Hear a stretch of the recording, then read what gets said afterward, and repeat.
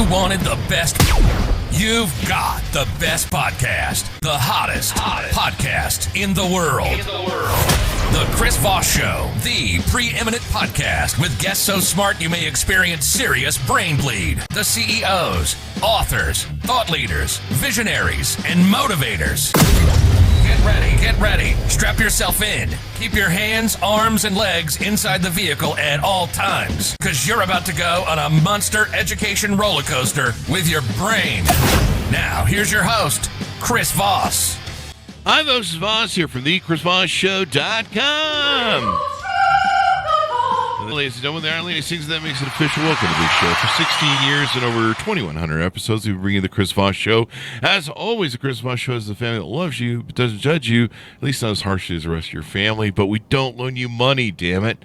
Quit asking. Go to Goodreads.com/Chris Voss, LinkedIn.com/Chris Voss, Chris Voss 1, the TikTok, and Chris Voss, Facebook.com. You can see all the wonderful things we're doing there on the social medias, as the kids call it. They don't call it that, Chris. Stop it. You're just an old boomer.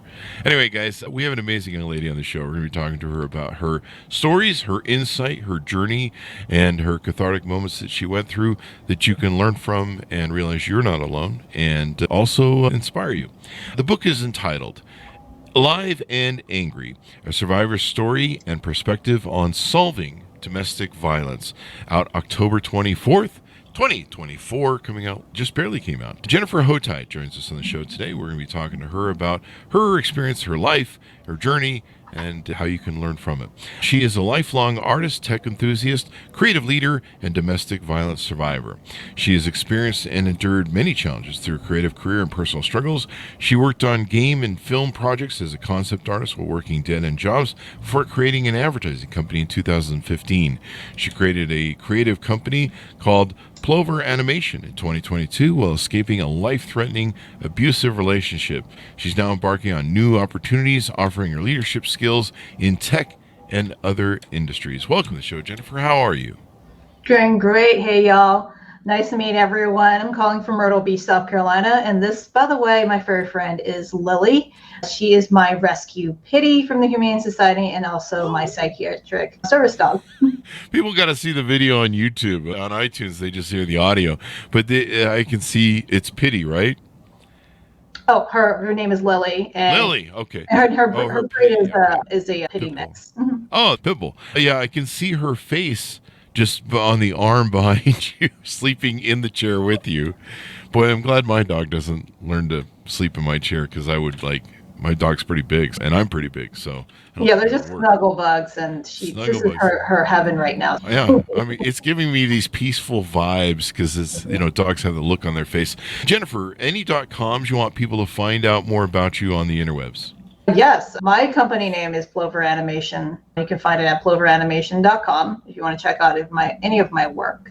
But of course, for today's show, I'd love to talk about Alive and Angry. You can just check that out at amazon.to and search in the search box there, Alive and Angry, and then it'll pull up there, and you can find all the information about me and about the book, its purpose, most importantly. Otherwise, look me up on LinkedIn, and then you can find out any of my professional background through all that all that creative background, etc., that Chris has mentioned earlier, and see if there's any possible potential for synergies you might see. Then I can definitely talk about working with you. Give us a 30,000 overview of what's inside your book. Yes, Alive and Angry, to put it succinctly, it's a survivor's perspective on domestic violence and the solutions for solving it. It is also a guidebook or survival handbook, which is very hard to come by for anyone in this situation, as I discovered the hard way. There's none other that I am aware of like it, with the most up-to-date, latest information and case studies from around the world. Mm-hmm. You just put it out, so it's got the latest data in it. So give us a deeper dive. Tell us the story of what you experienced as a survivor. So I was in a very abusive relationship, every possible abuse, you name it, emotional, sexual, physical, especially. Mm-hmm. And it lasted for about 10 years. Wow. And I think like me and many other survivors that have been in relationships like that for so long is that we didn't know that we were being abused. And then until the last year or so of me being with them, it got exceedingly worse. And I'd gone through the cycle so many times, and eventually it broke down to the point where there was no happy moments. It was literally, he was literally torturing me. Wow. I go into that in great detail and how he did that to me, to the point where my mind broke. I found an opportunity to escape one night 2 years ago in April 20th. And I was able to do that, call 911, get out, and then never see him again face to face until our court date a few months later, where I got a protective order for him. But if I had stayed in that situation a day or two any longer, I know for sure I would have been killed, because statistics are was that kind of abuse, especially those who have been strangled by their intimate partners, over 700% chance of me being murdered by my partner. So it's basically I was going to get killed by him, and I knew it, and my instincts kicked in, realizing that I was in immediate danger. I was going to get murdered by this guy, and there's no way to avoid it unless I get out and escape and run really, really, really far, really fast, and that's what I did. Yeah. I'm glad you got out and survived, and now you can share your story. The great thing of a lot of stories in life is many people go through this cathartic thing, and sometimes we feel we're alone, we're isolated. It's only us it's happening to.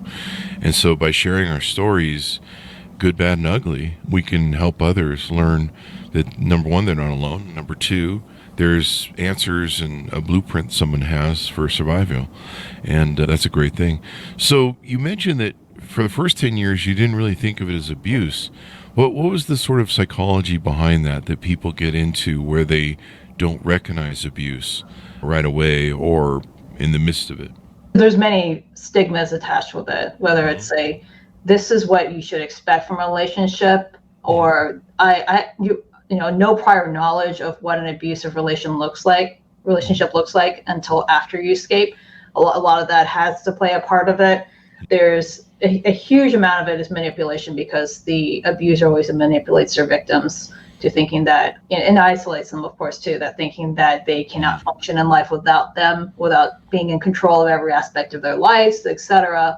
And doing it so insidiously and so subtly over time that you don't realize that they have basically taking over everything. And then, it basically just diminishing your will and diminishing your willpower and your ability to think for yourself. And not realizing that, that they had taken over every function of your life in doing so. So there's the coercive part of it. And then, eventually it gets more and more physical. And then that's when your mind starts to realize, okay, this isn't healthy. This isn't normal. I'm confused. That's the biggest feeling that we feel, is that we're confused of what is this supposed to be like, and are they going to get better? And that's a lot of the harmful part of it, is that we keep hoping that they are going to get better. And that if we just love them more, if we act better, for their requirements, etc., that they're going to stop hurting you or get better and get the help that they promise.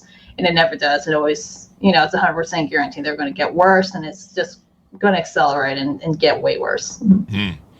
Yeah. What was your upbringing? What was your childhood? Was there influences in your childhood that sometimes trauma can happen to people in childhood. Sometimes we're shaped by how our parents are in their relationship. That sets a blueprint that's hard to sometimes overcome. And sometimes we choose bad partners because of our childhood influences. Did that happen to you as a child? No, I wouldn't say I had a traumatic childhood, but I had conservative parents, and they didn't exactly have the most openly verbal and very emotional, open discussion about your emotions type family. So it's difficult to get feedback or understanding or get any kind of idea of what a relationship or get, some tips, etc., of what it should be like to have a partner, etc.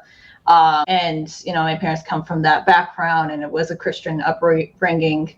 And I know that is a trope for many survivors, is a lot of them were Christian upbringing, brought up in a Christian household where basically the man has the final word, etc. And and that kind of stuck with me, even though I was like an independent, free, thinking person. I was still stuck in that training, in that mindset. And then looking back, I realized, okay, that's not really healthy. That's not a relationship that I should have been in or open to. Yeah. And, some people, and I found this with religion, sometimes in religious organizations, especially women, they're kind of thought to be, go be barefoot and pregnant. I'm not saying all religions do that, but I've been involved. I've seen a lot that do. And so a lot of them don't get developed because they kind of live in this isolated religious world that isn't in the real world per se. And sometimes you're taught that everyone is good and, people do nice things and they're empathetic, which is a nice way to want to think. Sometimes you overlook how violent and ugly the world really is and human behavior can be. And sometimes those can lead to bad choices where, I live in Utah. And so a lot of people grow up here in the religion that's here. And a lot of times, especially with women, you find that they weren't taught how to really analyze people and judge human nature. And they were taught to be, just agreeable for the most part, I suppose. But also they just weren't given the tools. And because Utah is kind of isolated, a lot of church sort of things are isolated. They don't get exposure to a lot of experience that you would have in learning, this person has some bad behaviors, this person has some bad behaviors. And I see a lot of consistency in poor choices, in men being picked, partners being picked. I mean, it goes both ways. But I don't know if you have any thoughts on some of that, but sometimes that I see it as a continuum, and I'm 50 years old seeing people that have done this for 40 years where they pick bad partners, and a lot of it comes from just a naivete. But what do you think about what I just said? Am I correct, or is there an influence there? Is there something people need to recognize? Yeah, and I think this is referring to cultural stigmas and cultural cycles. And I do mention this in one of the chapters or sections of the book, Dismantling Stigmas. Oh. And a lot, especially in Christian communities, conservative Christian communities, and especially in Latter-day Saints, LDS, I noticed or did research about that, where the women were trained to be subservient. Mm-hmm. And then this carried on through generation to generation, where that was normalized. And it also was our culture too. A lot of women have been taught, and through, basically all around the world, women told to just smile, nod, and say yes, and be very agreeable.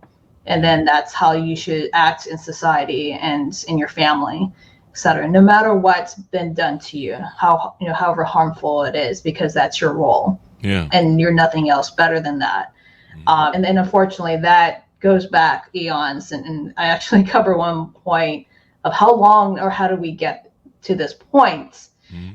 And it is very ancient history. It's over 3,400 years of systemic abuse that was perpetrated through laws enacted by male lawmakers in the past. And it goes all the way back to ancient civilization, where they specifically had laws where men were allowed to beat or kill their wives. Sometimes their children too, because they were considered their property. And this carried on. Similar rules were enacted, different levels of severity, where the man was allowed to raise his hand against his wife for various cultures. And even in U.S. history, that was allowed up to the beginning of the 20th century. Until the 1920s, it was the suffragettes era, was the women's rights. That's when eventually that got overturned and that was put out. And unfortunately, with the new changes in laws, and why it matters now was the book, and why these problems really matter now is because of the overturning of Roe versus Wade on that. And that's how, and I know that kind of is a stretch from what we originally mentioned about religion, etc., but a lot of religion did play a part in the laws and the way families were set up and the way generation over generations had viewed of how women should act, etc. So when I'm thinking of somebody who might be in an experience and they're trying to think, am I, maybe they're questioning, am I in a domestic violence situation? Am I in a domestic situation where I'm being abused, or et cetera, et cetera? What was your awakening point? I think you mentioned up until the last year and a half, about a year and a half at the end, you kind of awoke and went, I'm being abused or whatever. What was your moment where you realized that, this had gone too far?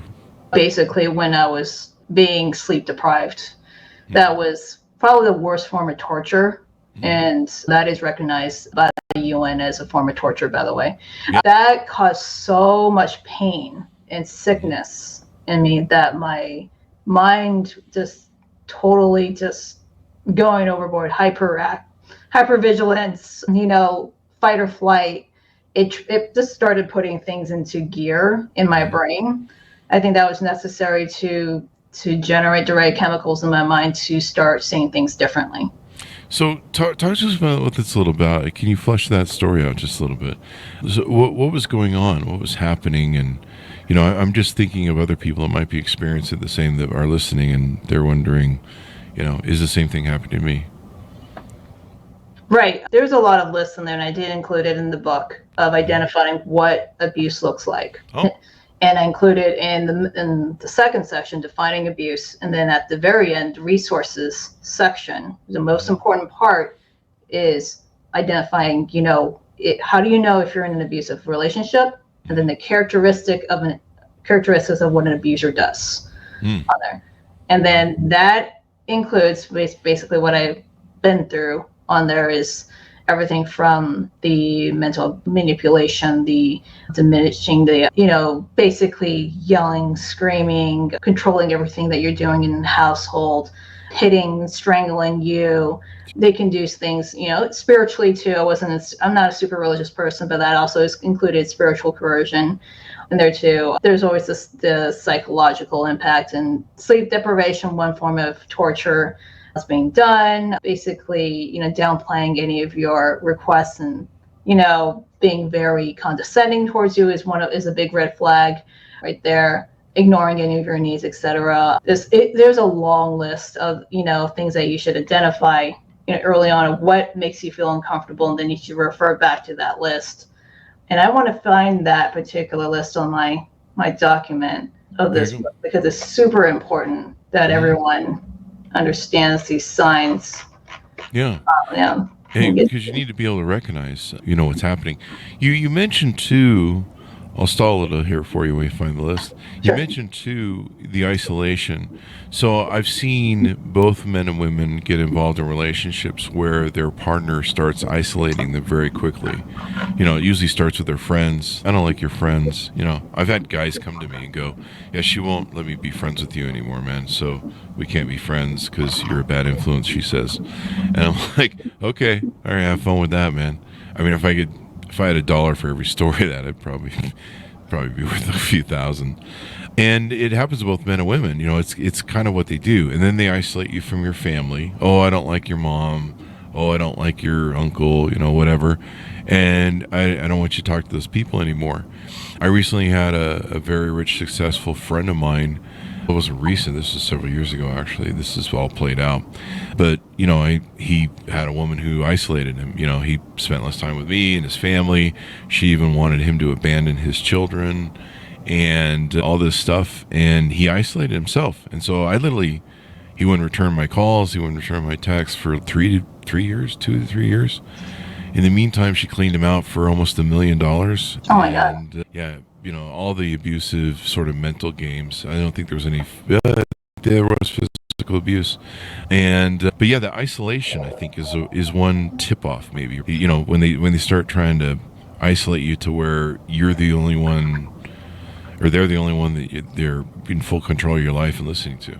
It is actually a key tactic, and I tied narcissistic abusers in this book because that's my hypothesis, is that narcissists are the main, types of people that abuse their victims, and that's tied in the same exact behaviors of an abuser, etc. But isolation is a method where they can make sure that the only opinions are from themselves to you, and so that you don't get any protection, you don't have any, strength or power, to fight back. etc.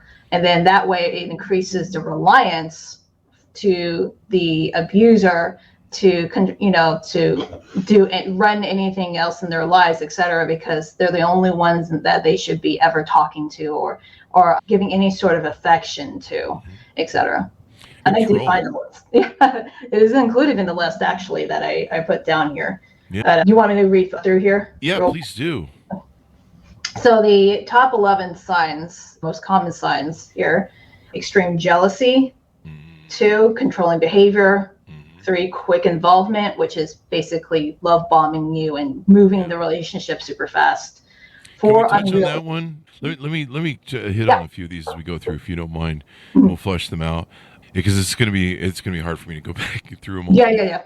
But for on that one, the love bombing thing, this is something I run a lot of dating groups and do a lot of dating consulting and advice, and this is one thing we see with both men and women is the love bombing initially. Talk to us a little bit about what that is, because I think that's a real popular thing these days. Oh yeah, it's one of the biggest red flags in relationships that a lot of psychologists will warn you about. Anyone with narcissistic disorder or behaviors would do to a victim is basically start off strong, the first dating or first, starting any kind of relationship with you, showering you with gifts, giving you tons of jewelry, flowers, taking you out on expensive dates, etc. Those are examples of love bombing, and that can go on and on. And, giving you so much attention, time, and such big praises towards you. And it's like, we're destined to be together, those kind of kind of fairy tale kind of type of words right there. It's like, I never knew anyone like you before in my life, kind of words, kind of cringe type words you would say, but it's very commonly used. And so you're the one, on your first date. That is a big red flag right there. Yeah. That's the real problem with the one mentality, the soulmate mentality that we get taught by Disney, is that there's like that one person, and yeah, sex bombing is included in the love bombing too as well. People need to be aware of that early on. I mean, I've seen people, they'll have sex on the first date, and I think one experience that I had back when I was way younger was a young woman I went out with, had sex with her on the first date, or she offered it up, and really it started to feel, the next 2 weeks just became like I felt like I was in a trap that was slowly closing around me, because every day she had to see me, take me out to her family to show me off. It was really interesting, lots of love bombing, and you could feel the narcissistic sort of grip there, as it were. And man, after 2 weeks, it was hard to get away from her. I had to go no contact and almost fake my death. She was like, that's the best way to get out, no contact. Yeah. I mean, it was and this was after 2 weeks. You'd think that we'd been married for 5 years the way the reaction was. But, it's kind of like they think they've got a bug in the hand and it gets away, and then they're really upset about it. And that's part of the control thing, I guess. If you please share with us the other ones on the list. Oh, yes. And by the way, to all the listeners, if any woman in your life is saying, head over heels over someone in the first date or first week, tell them to run far away and fast as possible. But the other things are unrealistic expectations, saying, if you love me, then I'm all you need. And then that leads into isolation, of course, where you cut you off from your friends and family. Blaming others, they're not going to take responsibility, of course, for any of their actions. Hypersensitivity, don't you dare try to have a debate with them or argument, because that'll blow up. Cruelty to animals or children. I know this is harsh to hear, but this is something that they are known to do, their brutality. Verbal abuse, mood swings, and then a past history of battery is something that is not easy to catch, but is something that I highly suggest everyone do a background check. I would agree with you. I've had ex-girlfriends that got involved with guys who'd been to prison for rape and other things, abuse, battery, assault, and usually women, so they had some sort of issue in their childhood, probably a mother abandonment. And so whenever a woman tries to leave them, they get really angry and emotional. But yeah, that's a big one. Yeah, double check your. It's amazing to me how many people I've talked to. I started dating this guy, and he said he went to jail, and I'm like, you didn't ask what the fuck you went. He kind of told me, and I'm like, you probably should have, done a background check or asked harder questions, because, now you found out he was in there for something awful, and you're his next victim. And I've seen a lot of that. I've had ex-girlfriends do the restraining order thing and help deal with their legal issues on it. It's fortunate. And the sad thing is that, this is one of the problems in the society or the system setup, is that not a lot of calls to domestic violence or intimate partner violence is another term for it around the world has, resulted in arrests. Actually, only 39% of calls have resulted in arrest, and only a very small percentage of people do actually call. Only 34% of people actually call for, for police dispatch to come by because they're deeply afraid, amongst many other reasons. But the whole point is that very few of them result in an arrest, so therefore very few actually ends up on their records. And even then, on top of that, if you get a good attorney, they can, basically lessen the charges, severities of it, because there's different levels of severity for domestic violence on there. So you have to be very careful if you do a background check on somebody you want to get involved with, of course, not, immediately want to jump head over heels over somebody, but you want to take your time to look at the background and see what they were charged with, specifically if it comes down to something related to that, or hire a private detective who doesn't charge too much to actually look into the databases for those specific charges. The other thing is you really have to think about your choice and how you choose people. I mean, that really comes down to it, and so much of it is shaped from childhood, which makes a difference. Did we go through all 11 points then? Yes, we did. And you mentioned something about how people maybe won't call for help. Did you ever, in your story, of course, in your book, of course, did you ever reach that point, and when did you reach that point? Basically, after I escaped, I called the police, of course, to the first point of someone to help for. Then I called my sister and my brother.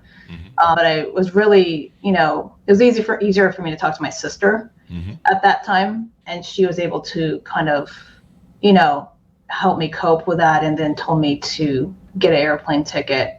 On that phone call, which I include in the story, at the same exact time, I got a phone call from the police department here in Myrtle Beach, letting me know that my abuser got out of jail.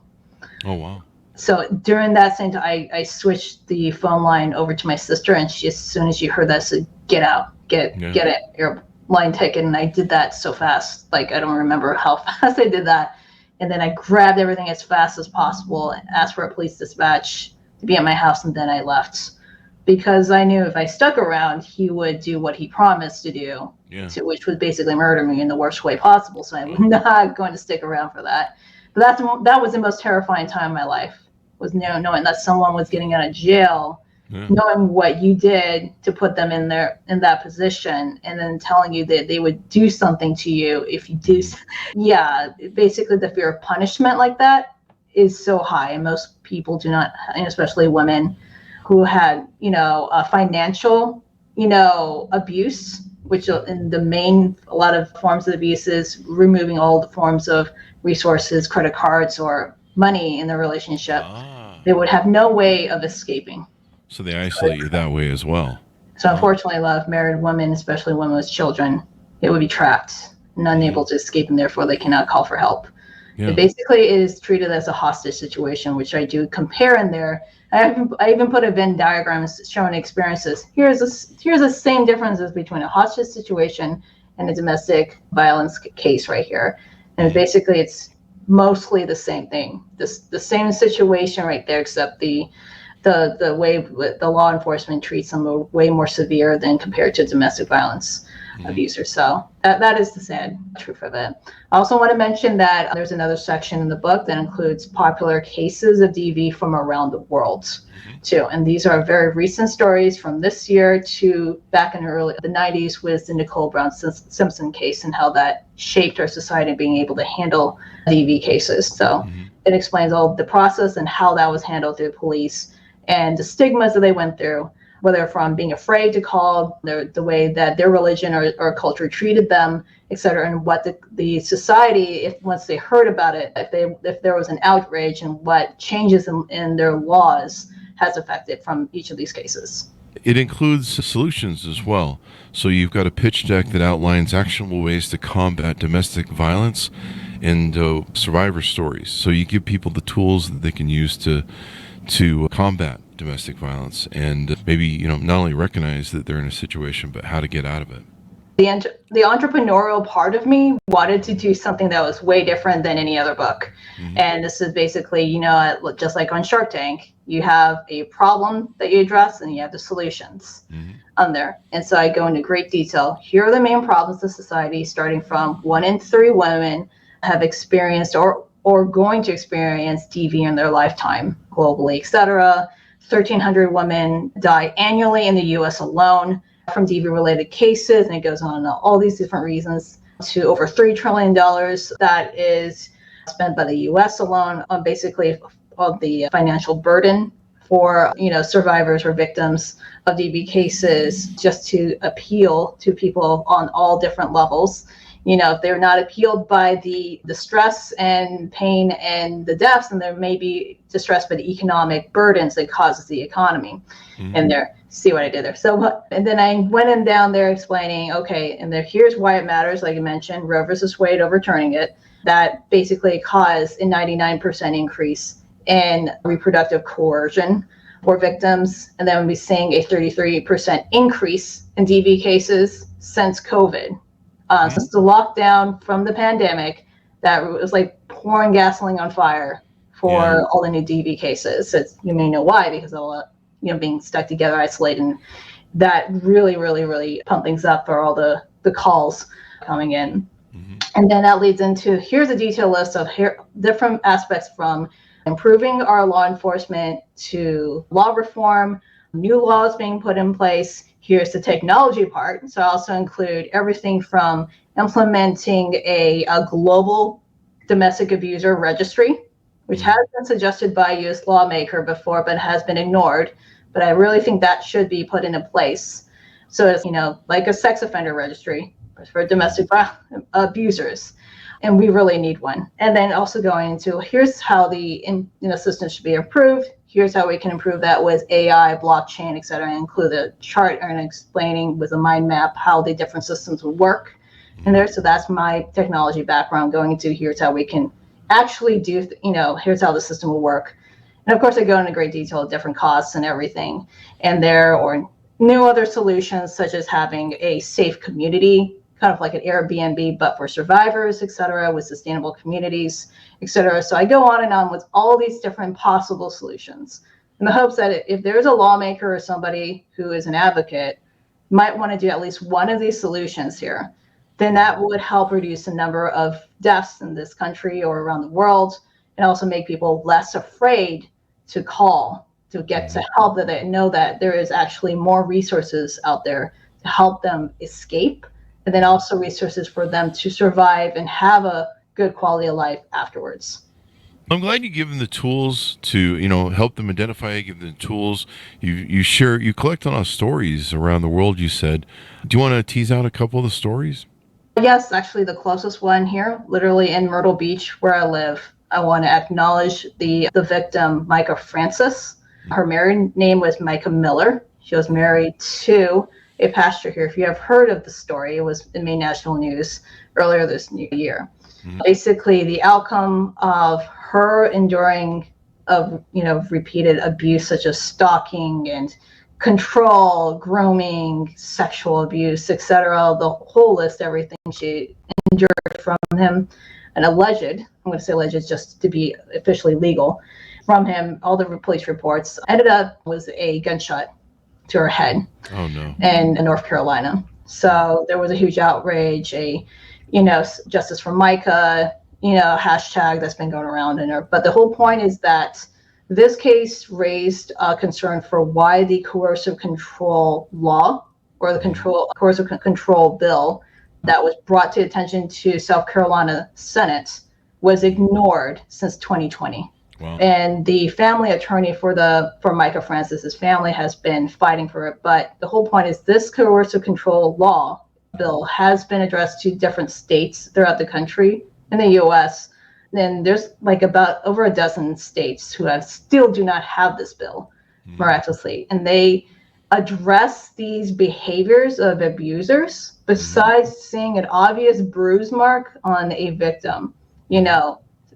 Every other possible ways of abuse should be addressed. Otherwise, you're being called out. These police dispatchers are being called out to these cases, and they can't do anything, or they can't they can't. There's no way to put them in jail or protected. So if this law was put into place, you're going to save so many lives from there. So there's a lot of different cases around the world that are similar to that. Manipulation, stalking, etc. Some countries have some laws in place to put into it, but most countries don't. On it, I cover things from the UK to South Africa, Japan to Canada, many cases in the US too. But basically, my whole point is that there are laws that need to be brought into attention that would help definitely protect these women or victims in these cases. And I'm sure it would protect men as well, but I just want to mention women because they're the most vulnerable in these situations. Yeah. I would say everyone is. I mean, a human being vulnerable is vulnerable. I've experienced physical abuse from women. I dated an alcoholic for a while who loved to hit.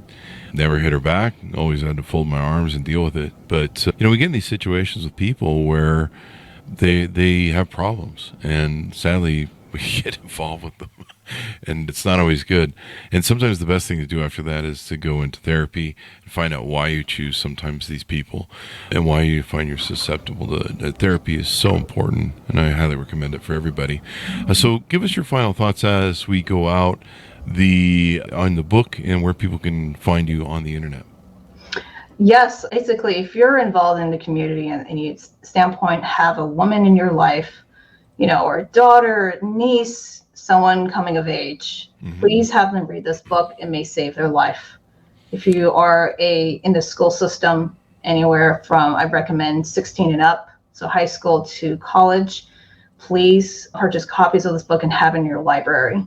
Because this is something that doesn't exist, and I wish it existed for me when I was a teenager. You can go on amzn.to. It's available as an ebook, paperback, or hardback, and please share it with at least one person that you know so that you can help raise awareness. There you go. Thank you very much for coming on the show, Jennifer. Really appreciate it. Thank you for sharing your story as well. Thank you so much for having me, Chris. Thank you. And thanks for for tuning in. Order up the book wherever fine books are sold.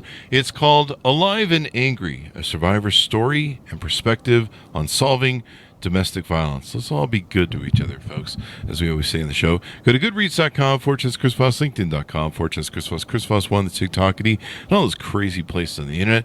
Be good to each other. Stay safe, and we'll see you guys next time. And that should have us out. Yeah, definitely. There we are. All right.